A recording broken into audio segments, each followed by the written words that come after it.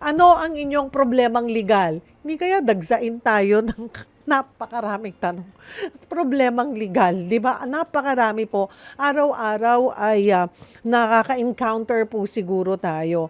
And kaya po, bahagi po ng ating programa ay para ma-informed. Hindi pwedeng ang excuse po natin ay hindi natin alam ang batas. Hindi po lulusot yan. Nagkaroon ng kaso, ay ganun ba? May ganun bang batas?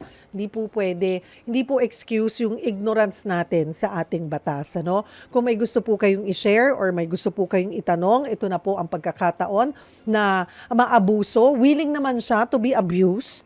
Pagdating sa serbisyo publiko, sa inyong mga katanungan, kaya mag-post po kayo sa ating live stream or tumawag po kayo sa ating tanungan hotlines 8689-3289 or 8689-3290. Again, that's 8689-3289 or 8689-3290 at diretso po namin kayong i-connect sa ating guest lawyer.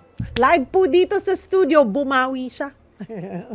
Talagang siniguro niyang pupunta siya dito sa studio. Attorney Rowena Soriano, Associate Dean ng FEU Institute of Law. Magandang hapon sa iyo, Attorney Weng. Thank you for coming. Yes, thank you very much. Magandang hapon sa iyo, Miss Cheryl, at sa lahat ng ating mga tagapakinig at lahat ng mga nanonood ngayon. Nasagot kita. Tapos na yung mga grades. Yes, oo. Iba naman syempre ngayon ang mga pinagkakabalahan kasi nagsimula na ngayon ang law school. Oh, ayan na ang law school. Okay, do you also teach? Yes, sa Ateneo Law School at of course sa FEU Institute FEU, of Law. Oo. Dati nga ay nasa UP Manila pa tayo, no, sa Political Science program. Pero ngayon doon sa dalawang law schools tayo. Ayun. At syempre yung aking estudyante sa bahay, Ay, diba? syempre, hindi mawawala. Yes, Nako. full time yun, Oo, di ba? at saka baka maano ka. Ano ba, karate, judo, taekwondo? Ano siya? Taekwondo. Ayun, baka Yes. ma-taekwondo ang nanay pag talaga hindi naman. hindi present. At saka nagpapiano yan. Nagpapiano Ay, siya. wow, very Oo. talented. Ngayon, Hindi ba siya meron... nalilito doon? Di ba dapat sabi nila, pag nagpe-piano ka, ingatan mo yung kamay mo, tapos magta-taekwondo? Very ano nga siya eh. Ano ba to? Versatile, no? Oo. Umaarte din. Kumakanta, sumasayaw. Hilig pa lang niya ngayon yung pagsayaw. Wala pa masyadong hilig yung pagsayaw sa kanya. Pero siya yung mahilig magsayaw. Tapos magaling siyang mga short stories. Nakakatuwa, no? Yun. So, Yun ang maganda doon oo. sana yung mga kabataan, hindi lang yung laging nakatutok sa mga gadget. Correct. Encourage yung mga Oo. parents, encourage yung po na galaw-galaw ang mga Oo, bata. marami tayong pag-uusapan ng mga batas na medyo papasadahan yung mga kabataan. Ayan. So, mahalaga, yan, yung kanina nabanggit mo, no, yung kinidnap. Oo. Yung Dalawang mga storya. magulang, tayo ay talagang magbabantay na maigi sa ating mga anak. Ito lang umaga, merong balita rin, no, nasunog yung bata. Bumibisita lang doon sa kanyang tatay, nasunog sa third floor, no, hindi siya nasagip, no. So, talagang babantayan natin ng husto yung ating mga anak, Oo, mga minor de hindi po edad. natin alam. Naging interesting itong hostage taking na nabanggit mo kanina dahil Nitong weekend lang pala nangyari yan. Oo. Sabado? Oo. Sabado. Oo. At teka, siguro bago natin mas detalyehin, bago po natin simulan yung ating talakayan on that, pakinggan muna po natin. Panoorin natin ang report na ito. Kuha sa videong ito ang pangu-hostage ng isang ama sa kanyang 1 taong gulang na anak sa barangay Santa Ana sa Taytay, Rizal. Kinilala ang sospek na si alias Vin. Makikita sa video ang ilang pulis kasama si mismong Taytay Mayor Alan De Leon na kinukumbinsi ang lalaking pakawalan na ang hawak niyang bata. Ayon sa kinakasama ng sospek, nag-ugat ang insidente matapos mapag-alamang sinampahan siya ng kasong rape. Dahil ito sa pangmumolestya umano sa panganay na anak ng kinakasama. Na-trigger siya doon sa gate, biglang tumunog. Tapos ang ginawa niya, tumakbo siya doon sa taas, tapos siniklat niya agad yung panganay ko na ni-rape niya. Tapos gusto niyang patayin. Agad namang sumaklolo ang babae at sinubukang pigilan ang kinakasama. Bumaon na rin sa kamay nung anak ko yung dala niyang karit. Tapos kung hindi ko pa hinawakan yung karit na yun, babaon din sa liig nung anak ko, kaya nasa kamay ko yung mga sugat na para sa liig niya. Hiniklat niya yung isa doon sa kambal, itinakbo niya doon sa C6. Tapos doon na siya gumawa ng eksena. Dagdag pa ng babae, kamakailan lang ay nahuli niya mismo sa akto ang sospek habang hinahalay ang 13 anyos na dalagita. Ang higit pang nakapanlulumo, 5 taong gulang pa lang daw ang biktima ng simulang halayin. Ginawa niyang halo sex toy. Yung bata, tuwing may pagkakataon siya, nire-rape niya. Ang sagot lang niya, hindi naman daw rape yun kasi hindi naman niya daw pinapasok sa ari. Pero lahat ng kahalayan, ginagawa niya. Depensa ng sospek na gawa niya ang pangu-hostage dahil sa problema sa pamilya. Iniimbestigahan na raw ng mga pulis ang mga alegasyon. Isa sa ilalim din sa physical at medical examination ang biktima ng panghahalay. Titingnan natin yun na yung biktima ay ano natin sa physical examination. Posibleng prepare natin yung appropriate charges. Ligtas naman na raw ang mga biktima at nasa pangangalaga ng kanilang mga kaanak. Nagbabalita mula sa Frontline, Caricator, News 5. At yun nga po, yung nangyaring hostage taking na nangyari over the weekend. Attorney, dun sa mga kapatid natin, of course, kung may mga reaksyon po kayo, pwede nyo po i-post yan sa live stream. Bilang abogado, ano yung naging reaksyon nyo nung when you learned about this story? Syempre bukod sa disappointment, isang 'di ina ba? rin. Oo, at bilang isang magulang rin. Syempre pumasok na lahat ng mga posibleng mga batas na na violate, no? Na violate, no? Unang-una at bilang isang advocate, no? Ang advokasya natin na human rights law, no? So may biktima dito na batang babae. Okay? At mamaya pupunta tayo dun sa pinagsamantalahan, no, na 13 years old na sinimulan noong siya'y 5 taong gulang pa lamang, no. So ito ay kanilang anak, no, common child nila, no, illegitimate child pero common child nila nung kanyang live-in partner. So pasok na pasok ito sa violation, of course, ng Anti-Violence Against Women and Their Children law. And of course, applicable din yung RA 7610, which is yung protection of children from abuse, exploitation, discrimination. So, the very fact na ito ay kinuha niya with or without the consent, no? Dahil Cheryl, ang bata kapag minor de edad, hindi capable na magbigay ng consent. At least yan ang framework ng ating batas. At totoo naman, ito'y 1 taon pa lamang, no, yung bata. Kinuha niya at ginawa niyang parang ransom, 'di ba? Parang ano niya ito, no? Ito yung ginawa niyang bargaining chip para hindi siya sampahan ng reklamong rape doon sa panggagahasa naman niya doon sa anak ng ka-live-in partner niya. 13 So, years old. ito ay pumapasok doon sa violation ng 7610 dahil obviously constitutive ito or ito ay nagpapakita ng abuso doon sa bata. Sa maraming oras, 'di ba? Nag-cause nga yan ng traffic sa C6. Ay ginawa niyang hostage taking drama. Tinututukan niya ng matalim na bagay doon sa liig ng bata at obviously na-expose sa matinding danger yung bata, no, yung minor de edad.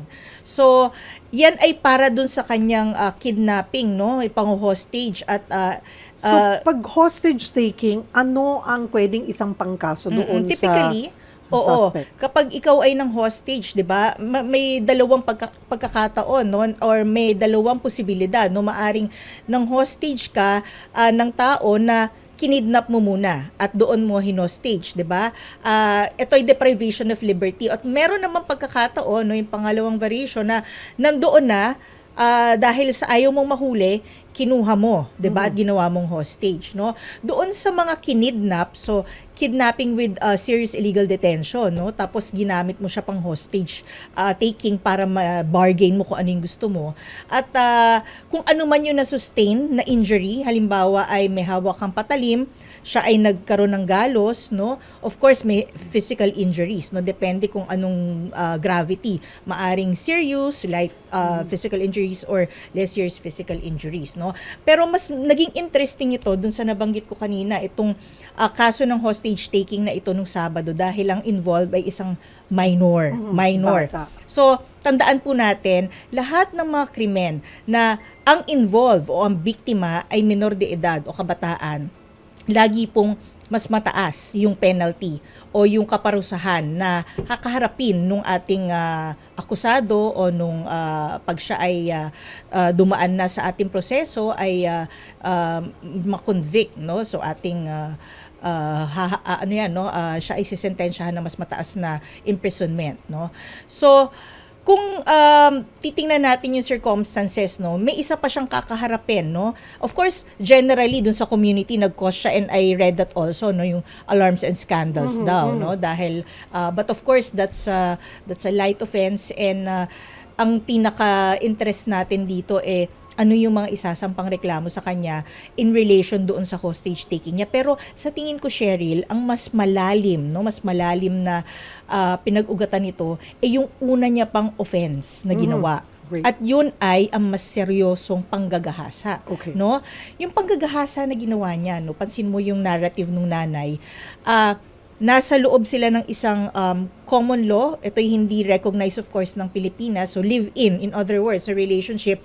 But at the same time, kung titingnan nyo po yung Republic Act 9262, nakapaloob dyan, lahat ng partner mo, no, na maaring ikaw ay may sexual or dating relationship. So, ito ba ay qualified doon sa ganong relationship? Yes. No? Puntahan muna natin, isa-isahin natin yung personality involved. Even yung ka-live-in, meron siyang cause of action, no? That's a cause of, obviously, no, yung pamamaraan niya na ginawa, yung panghahalay ng anak, at ito naman yung pagkidnap at pag-hostage ng kanilang common child, obviously caused the woman emotional distress, anxiety, no, lahat. So it's really traumatic, no, to say the least. So dun sa part nung ka-live-in, meron, no. May ikakaso. Yes, oo, psychological distress yan, no, psychological abuse.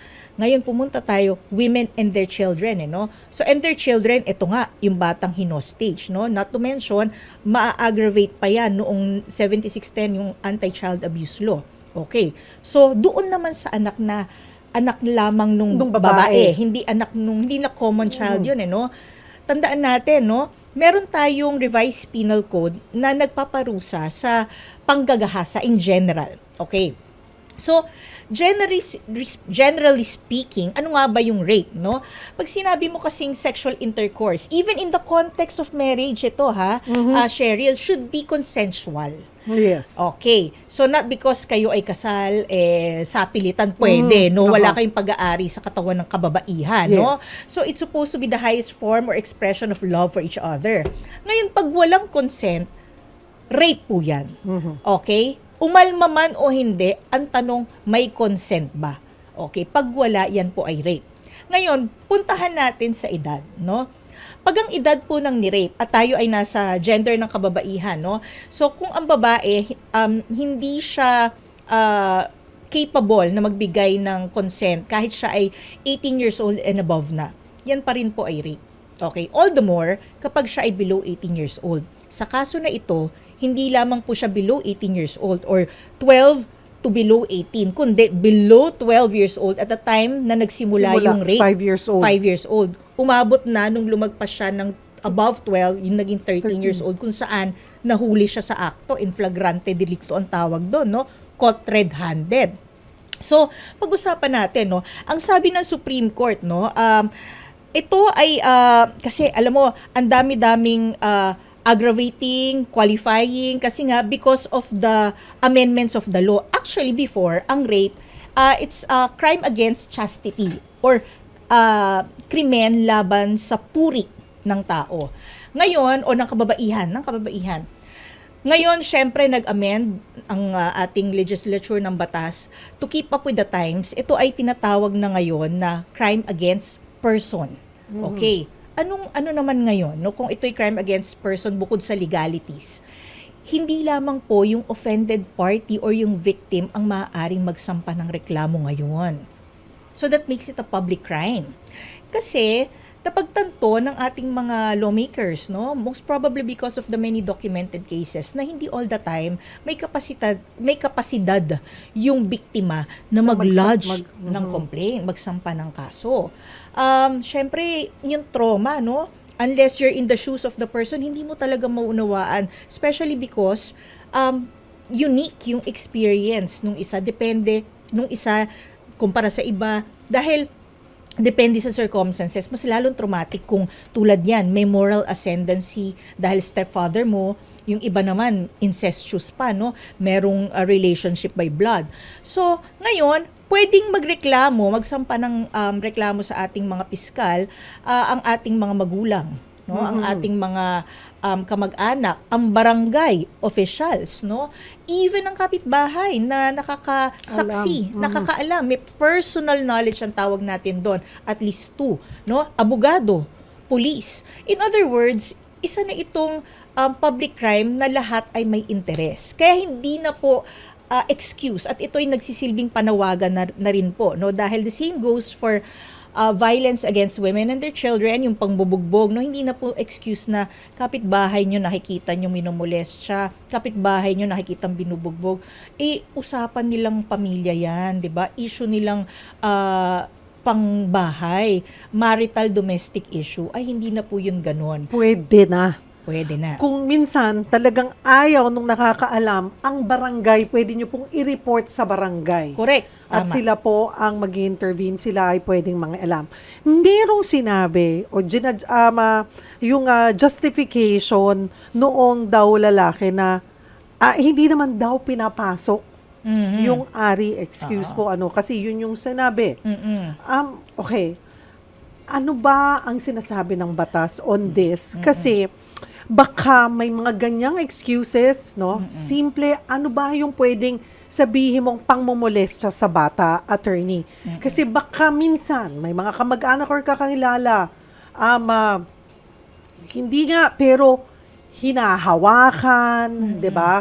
Ang may pinagagawa sa bata or may ginagawa sa bata, kahit na sabihin mong hinihimas lang pero hindi talagang nagdidikit. Paano? Okay. Alam mo, ang basihan natin, Cheryl, hindi lamang po ang batas, kundi pati ang ating mga, tinatawag natin to sa law school, no, jurisprudence, pero para sa ating mga makikinig at manonood na hindi law school students or law students, ito po ay yung mga interpretasyon ng ating Korte Suprema. Okay, ng ating Supreme Court. Kaya napakahalaga po na yung ating mga batas binibigyan linaw sa pamamagitan ng mga kaso na pinagdesisyonan ng ating Korte Suprema, ng ating mga justices.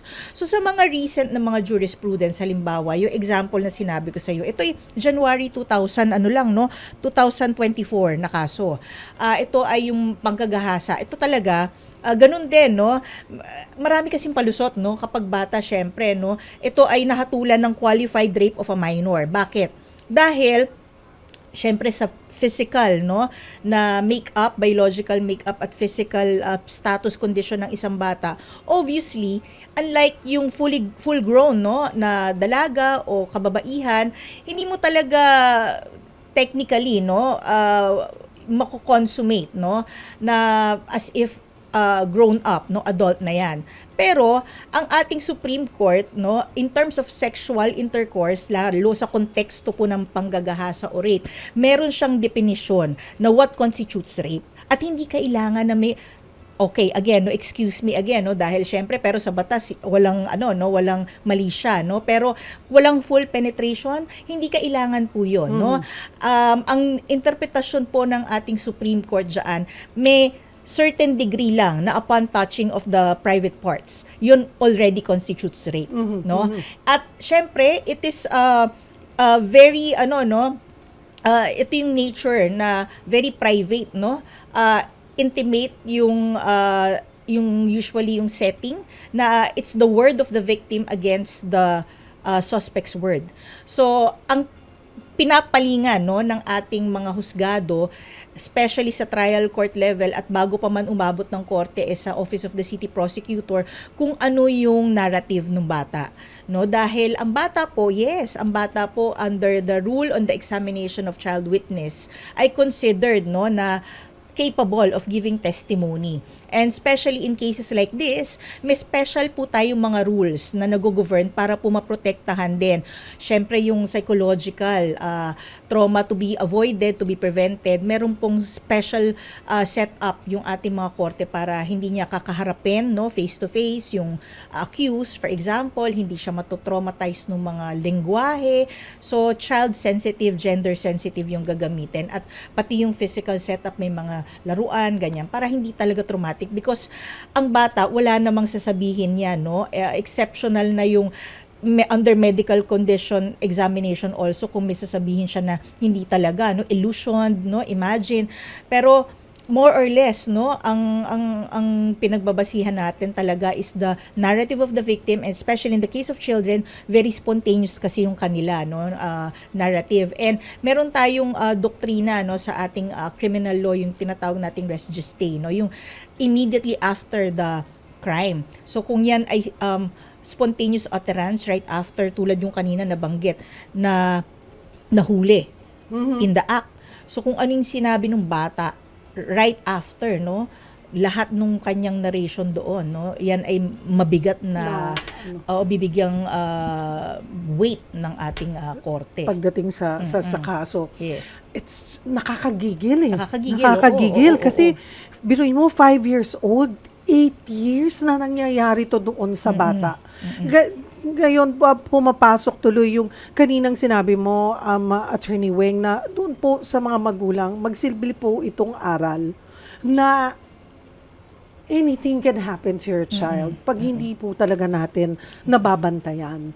And dito din papasok yung communication.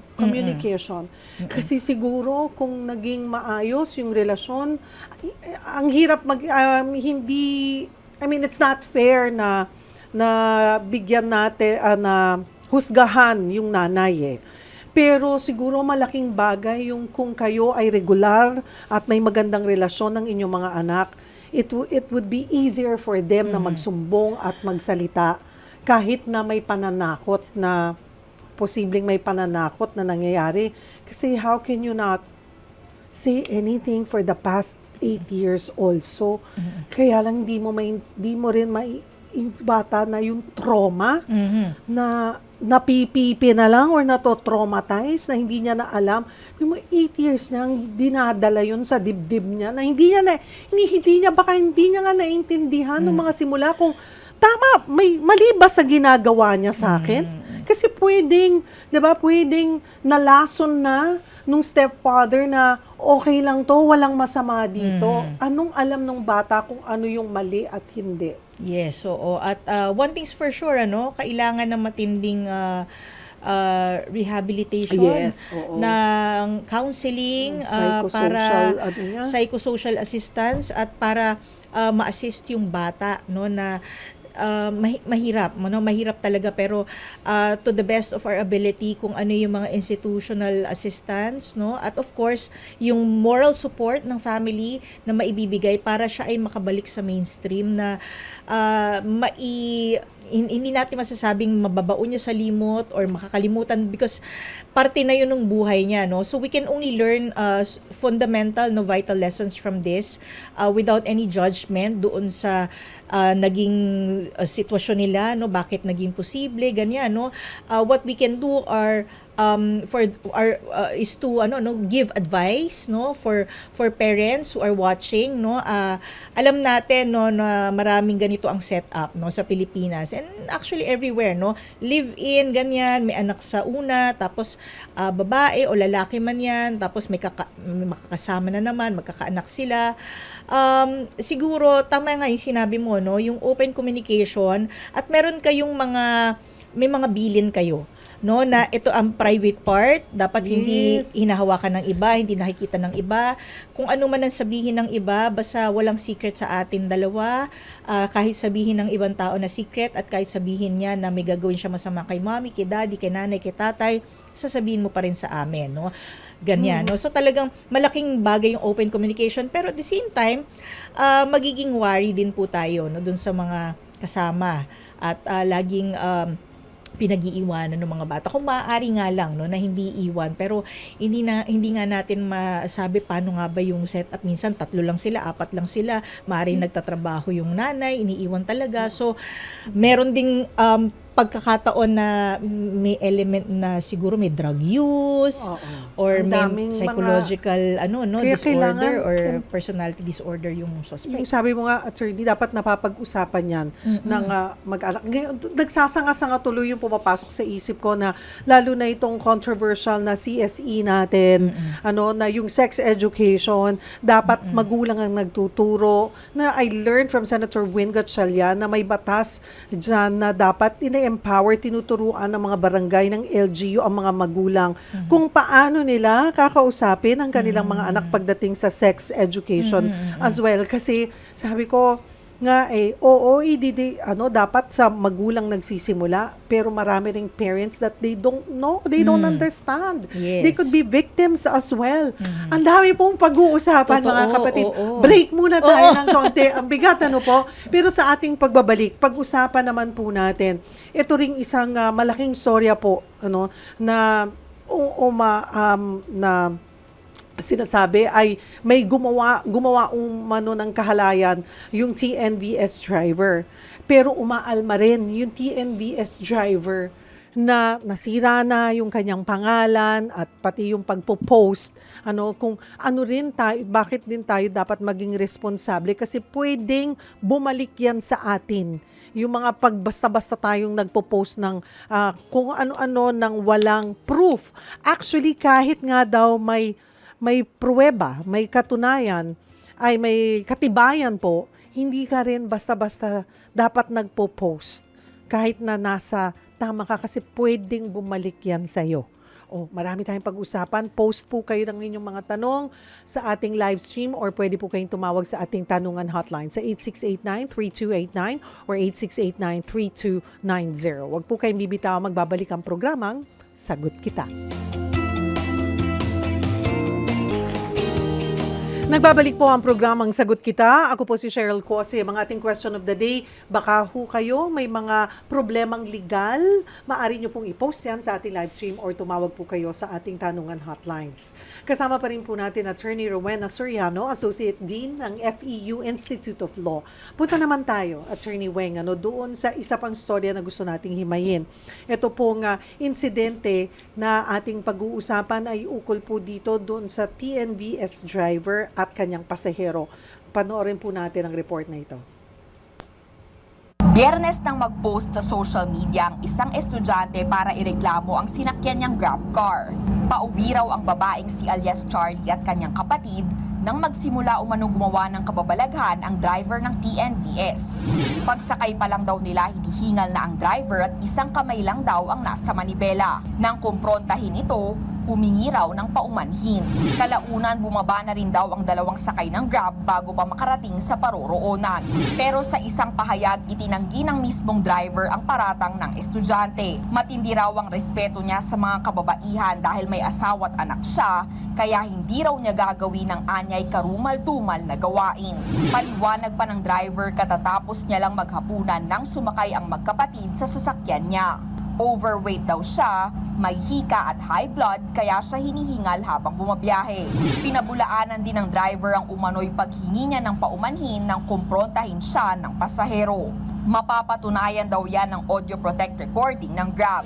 Naiintindihan niya rin daw kung iba ang dating ng kanyang hingal pero wala raw siyang ginawang kahalayan sa biyahe. Dagdag pa ng lalaki, handa siyang harapin ang pasahero at kanyang magulang kung kinakailangan. Pansamantalang sinuspinde ng Grab ang naturang driver habang iniimbestigahan ng insidente. Ito raw ay para masigurong magiging maayos at patas ang investigasyon. Nakikipag-ugnayan na rin daw sila sa lahat ng panig, maging sa mga otoridad. Sinusubukan naman ng News 5 na kunin ang komento ng estudyante hinggil sa mga pahayag ng tsuper. Nagbabalita mula sa Frontline, Caricator, News 5. So, ayan po. So, paano yon, Attorney Weng? Anong batas ang nagpoprotekta sa mga commuter laban sa kahalayan? Ay, himayin po natin both sides, dahil sumagot naman po yung TNVS driver. And para maging patas po tayo. Oo. So, tama nga yung ganong approach. Nung himayin natin, sino ba yung mga personalities involved? Pero unahin na natin yung pasahero. Okay, halimbawa po kayo ay commuter, marami po mga commuters na nakikinig ngayon. Kung halimbawa po na totoong ganun ang nangyari, no, na merong masturbation na naganap, no, in the middle of the trip sa isang halimbawa yung case na yun sa Grab, 'di ba? Or any yung public riding hailing app, no, nyo binook. So, or sa mga angkas, mga ganyan, ano.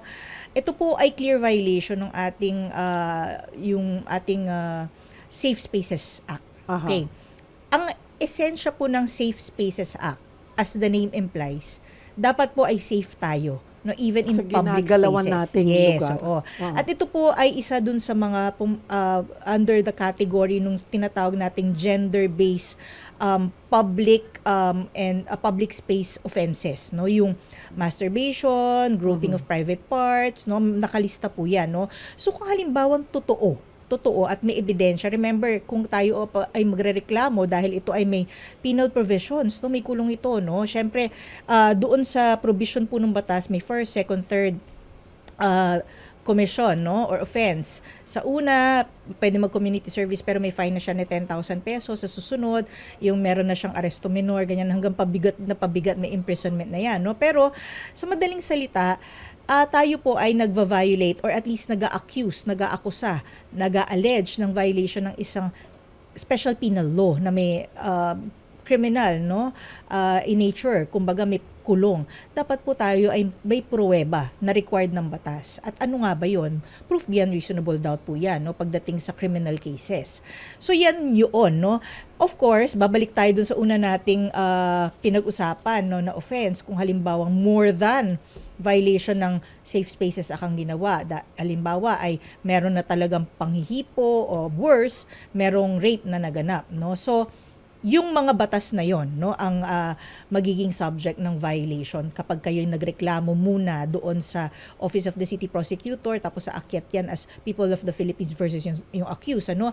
Pero syempre sa ganitong pagkakataon, even if lilipat na tayo, no, yan ay hindi typical na sumakay ka ng public or common carrier bus, jeep, no, tricycle. Ito ay dumaan ka dun sa isang application. Grab, no? Dati may Uber, no? So ngayon Grab. Punta tayo dun sa point of view ng Grab, no? Ang kontrata ba talaga ay paano? No, kasi yan ay kontrata. No, pag kayo po every time kayo the fact na kayo nag-download ng application at kayo ay nag-order, bubuk ng ride, ay kontrata yan, ano? So, paano nga ba ang dynamics, no? Sino ba ang may kontrata? Sinong liable? Ang Grab po ba pwede nyo ring ipakulong, 'di ba?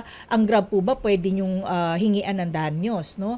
So ang Grab po based na rin po dun sa isang advisory ng National Privacy Commission kasi merong isang nagreklamo na minura-mura siya nung driver.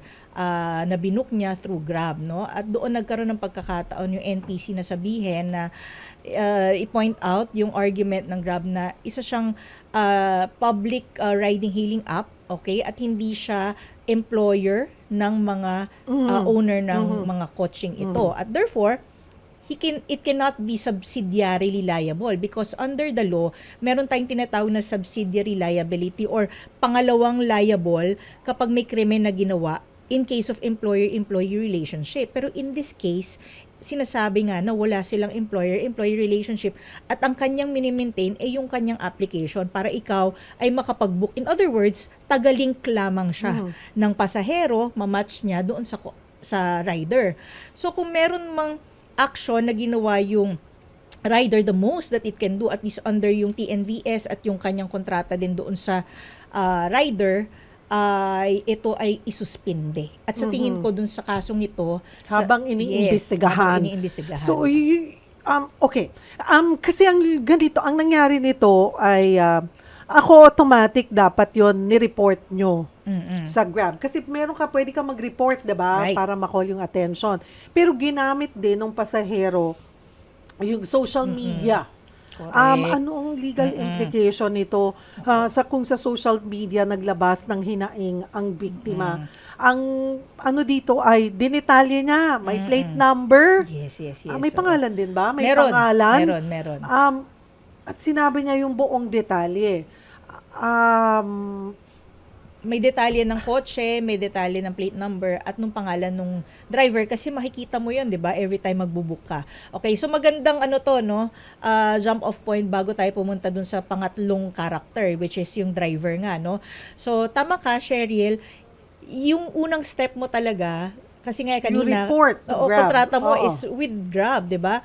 I-report mo. Uh-huh. Of course, without prejudice dun sa nature at level ng action na kayang i-take ng Grab, pero yun ang una mong instinct, no? I-report, ipa-blacklist, pa-suspend, kung ano man yung kaya nilang gawin, no? Secondarily, yun kasi dahil ang kontrata mo dun sa Grab in terms of the booking. Secondarily, kung talagang may ebidensya, we're talking about evidence, hindi assumption, hindi conclusion of fact, 'di ba? Hindi yung surmise, spekulasyon, hindi ganon. Ebidensya na talagang may ginawa at ikaw talaga ay offended, no? Ikaw talaga ay na-violate, no? Pangalawang step mo against the person kasi ang criminal complaint and action for that matter personal po to the person who committed it, no? So kung yun ay driver na may ginawang masama sa iyo, siya yung irereklamo mo talaga. Pero yun nga, i-report. So that takes me to the responsible use of the internet platform. Kasi bago pa man natin mapakinggan yung panig nung driver, nahusgahan na, no? Kumbaga trial by publicity, no? Trial by social media dahil mabilis kumalat. Alam mo naman, no, Cheryl, no? Mag-post ka diyan tapos meron kang assumption, syempre, tapos ganito yung presentation, and this is without prejudice to whatever will come out later po sa ating mga tagapakinig dahil this is discourse or discussion based on what we have now at kung ini-explore natin yung iba-ibang anggulo. So, at that point, ang emosyon, no, talagang nasa height, no, dahil yung height of emotion, tapos yung bang impulse nung pasahero at based dun sa kanya ring impression na may ginagawa talaga, no. So, well, regardless of ano talaga yung malalaman later kung may ginagawa ba o wala, no, maganda ay naisalba nila yung kanilang mga sarili dahil pinara nila at luckily naman ay binaba naman sila talaga, no. So in other words, hanggang doon umabot lang, no. Wala namang ginawang masama sa kanila, hindi sila hinawakan or whatever, no. So tapos doon siya nag-post.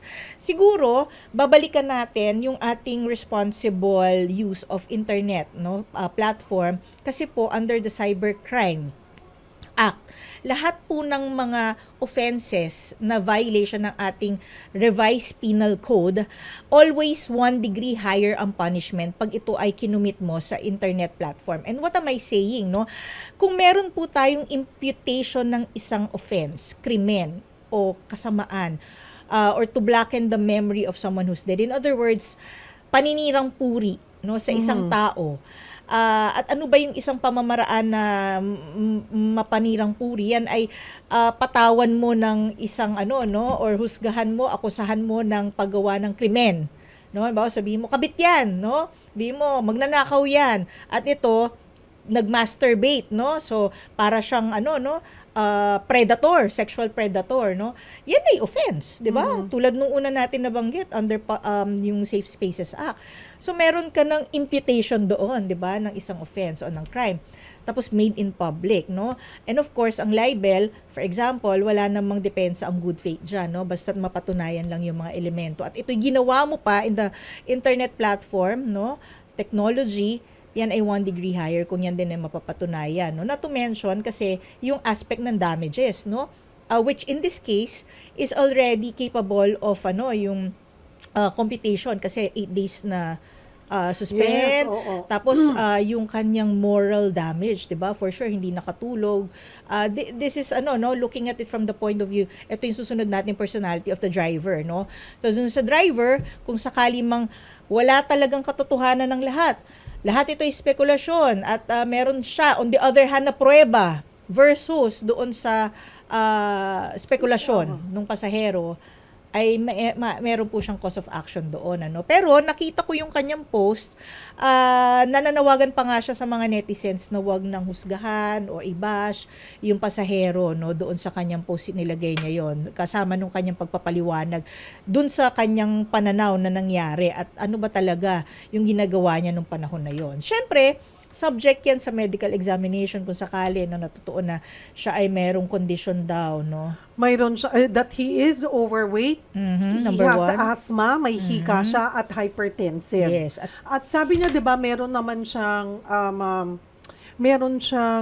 recorded na Yes, audio, oo. recorded audio na kung pagbabasihan, pagtatagpi-tagpi niya na sinabi niya kakakain lang niya, ganun siya talaga. Yes. Kasi kung ganun siya talaga huminga, makikita yan dun sa mga nakalipas o sa mga ibang araw or ibang oras na ganoon yung ingay or yung kanyang paghinga. Tama. Mm-mm. 'Di ba? So, yun pwedeng katibayan na pagpapatunay na hindi siya nagmamasturbate. But then again, ano ang ating ano dito?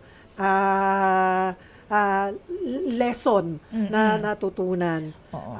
Kung man totoo yung sa masturbation, kailangan matibay ang ebidensya. Yes. Kaya lang parang ang hirap. Ano yun? Sisilip. Pero ang Gaganunin mo. unang-una, siguro bago pa man natin isipin, ito ay practical advice. Ang bago natin isipin ang pagrereklamo pang demanda, safety. Number 1, safety muna. Ayun. Nakagayang ginawa nila, bumaba Tama sila. naman 'yon, no? So, una, actually binigyan niya pa naman ng benefit of the doubt. Nagtanong pa siya, 'di ba? Kuya, ano ba 'yan, 'di ba? At nagpaliwanag naman. Hindi siya satisfied dun sa paliwanag, may duda pa rin siya, nangamba pa rin sila sa safety. Tama yung step na pakihinto po, kami ay bababa. So, in case of doubt, okay, sa ating mga tagapakinig, tagapanood, in case of doubt, pinag-uusapan po natin dito ang safety. Kayo po ay i-prioritize ninyo, nating lahat, ang safety above anything else, no? Tsaka na ho natin isipin ko ano yung cause of action, anong rereklamo, anong dedemanda. Hindi na ho natin yun magagawa, di ba? Kung hindi tayo safe, di ba? Kung kayo mapapahamak.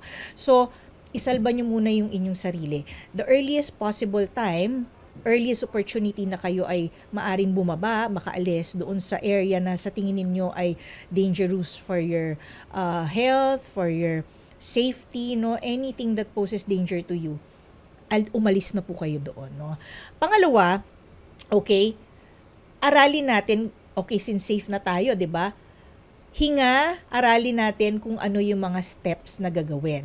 Alam po natin na sa panahon ngayon, talagang very tempting i-post ang lahat, no? Lahat gawin, publicize sa social media, Instagram, lahat ng platform, Facebook. Mag-isip po muna tayo, no? Ilang daang beses bago tayo mag-post. 'Di ba sabi, think before you click, think before you post, kasi po marami pong maaring madamay, maaring may masira tayong buhay, pangalan na irreversible na. So mag-isip tayo, plus not to mention, gusto po natin gawin yung action na mabibigyan po tayo ng karampatang redress. Kasi halimbawa ilatag mo siya sa social media, anong redress po ang mangyayari? Whereas i-report mo siya kay Grab, maggawa ka ng narrative, PNP, file ka doon ng reklamo sa police station, naka-document, 'di ba? May protection ka, naka-blotter. Subject pa sa verification, investigation ng ating mga may kapangyarihan, no, na law enforcer. Sila ang nasa posisyon para malaman anong katotohanan kasi ipapatawag yan siya, 'di ba? So through the help of course and cooperation of yung Grab, dahil sila ang may impormasyon sa whereabouts ng tao, no? So think before you click. And then second naman, no, sa ating mga riders, no, sa ating mga drivers, no, tayo po ay naatasan din ng napakahalagang obligasyon para i-transport yung ating mga pasahero. Sa pagkakataong sila po ay nagtiwalang sumakay sa inyo, whether kasi hindi naman nila kayo pinili, no, yun ang dahilan, dahil binook lang kayo, ganyan. Isipin niyo yung pagkakataon na yun, yung period na kayo ay nagta-transport ng pasahero, ay malaking obligasyon po yan, dahil ang kaligtasan at buhay po nila at isa pagkakataon na iyon ay nasa inyong mga kamay. So kaya nga po malaki yung respeto natin sa kanila. Nung mga panahon ng pandemic, yung pandemic times, diba, panahon ng pandemya, kayo po isa doon sa mga frontliners na sinasabi natin na talagang pinasasalamatan. So sana po maging responsable rin po tayo, at kung merong ganyang kondisyon, kasi maaalala mo, Cheryl, meron dating na feature na meron siyang Tourette's, no? Tourette syndrome. So sinabi niya yon, no, na may mga dati siyang mga experiences na judge siya, nagduda, natakot, bumababa. Nagkaroon siya ng platform na ipaliwanag, at nagkaroon din ng pagkakataon, opportunity yung public na ma-educate, 'di ba? Na ito pala yung kondisyon at ito yung manifestation, so hindi namin siya dapat katakutan. So ganyan, no? So ayun. Mga kapatid, puntahan ko Attorney Weng bago tayo nagpaalam. We have 2 minutes left.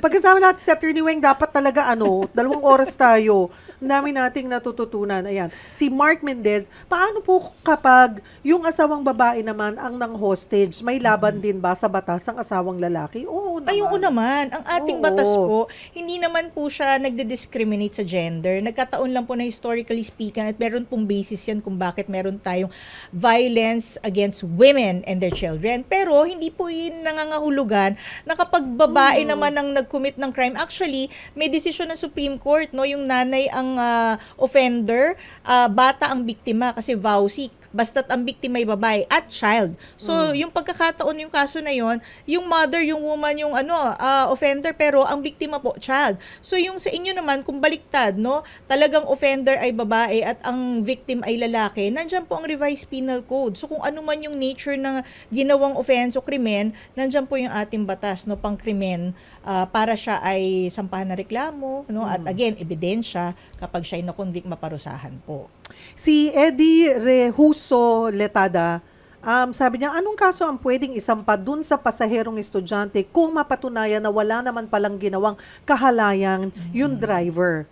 Ayun, napaliwanag natin kanina yan, no, yung cyber crime, no, which is cyber libel, no. Paano daw kung minor yung estudyante? Ayan, kung minor naman yung estudyante, no, syempre siya ay under the juvenile, no, protection law, siya ay merong mga pagkakataon, no, na ma-rehabilitate, ma-reintegrate sa society sa pamamagitan ng ating diversion program, no, at in other words, without going into very much details, kapag siya ay nareklamo, nakasuhan at found guilty, may mga iba-ibang programa yung ating batas para siya ay hindi maisama doon sa talagang mga nasa edad na nag-serve ng kanilang sentence. At ang reason po dito, para mabigyan ng pagkakataon yung ating mga kabataan na fully rehabilitate at maging productive citizens ng ating bansa. Yan. Si Janjan Marquez, panghuli ito, attorney, legal ba yung pag-suspend ng Grab sa driver na yon? Paano kung hindi totoo? Pwede bang manghingi siya ng danyos? Itong ating Grab naman, no, siya ay nakadepende lang, no, o sumusunod lamang doon sa terms niya between yung terms of agreement niya with the passenger, kung ano yung kanyang undertakings dun sa passenger under the application, at yung kanyang terms then with the riders or yung mga drivers, and at the same time, remember may prangkisa, may TNVS sila. Yung kanila namang undertaking at commitment naman sa ating gobyerno, no, as regulator, which is LTO, 'di ba? LTFRB. So, tatlo po 'yan na binabalanse nila. So, ito ay protocols nila under yung kanilang yung rules, no, ng Grab. So, sinusunod lamang po nila 'yan. Ayun. Naku, 5:00 na, pabati. Ayun, Yung mga bilis. kapatid natin, Raylan Centilles, nakikinig siya mula sa Cebu. Hi, maayong buntag. Ayan si Aleni Hungko, hello sa iyo. Si Errol Grimares, magandang hapon ng Durepes Termite and Pest Control Corporation ng Yes. Tunasan, Muntinlupa City. Si Ramel Maluto, hello, mula sa Guimaras. At si Marjon Dominic Mamot ng Watching from Parañaque. Hello po, maraming salamat po sa inyong pagtutok sa amin. Attorney Weng, wala na tayong oras. Baka may bati-bati. Si Mami. Hi, Mami. Hi, Tita. Emma Soriano, of course, si John, Gabriel, si Gab, at lahat ng mga Soriano again sa Pangasinan. San Carlos ba? Malasiki. Malasiki. Lukob. Yan. Malasiki. Magka-distrito Pangasinan. tayo. Kami Kalasyaw. Oh, di ba? Ang Oo, lapit third lang, no? district. Pare-pareho Puto, tayo, Kalasyaw, alam ko eh. masarap, Oo, oo. magkakadikit po kami. Yes. Mga Malasiki. Lazarito also sa mga Surigao naman yan. Ayan, Surigao del Surigao. Sur. And of course, FEU Institute of Law, Dinwell. Hello. Hi, Dean Mel. Thank you. Oo, ayan. Last time nandito naman si Dean Mel. Marami pong salamat. Thank you, Attorney. Thank you po. And we'll see you again, of Yes course. po, Ayan. salamat. Attorney Rowena Soriano, Associate Dean ng FEU Institute of Law. Diyan po nagtatapos ang isang oras na tanungan at sagutan. Ako po ang inyong kapatid, Cheryl Cosim. Sagot kita.